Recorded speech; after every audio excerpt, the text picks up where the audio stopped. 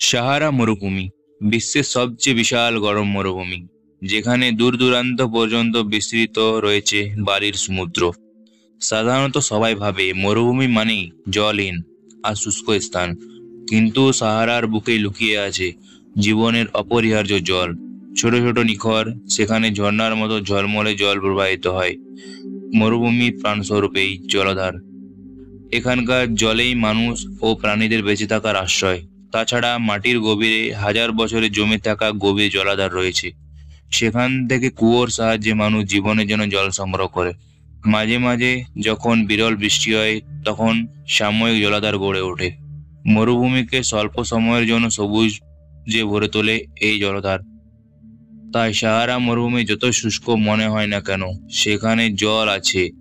আর যেখানে জল আছে, সেখানে জীবন বাধা দিতে পারে না কোনো মরুভূমিকেও। জলে এই মরুভূমির রহস্য, তার শক্তি, তার জীবনের আশা।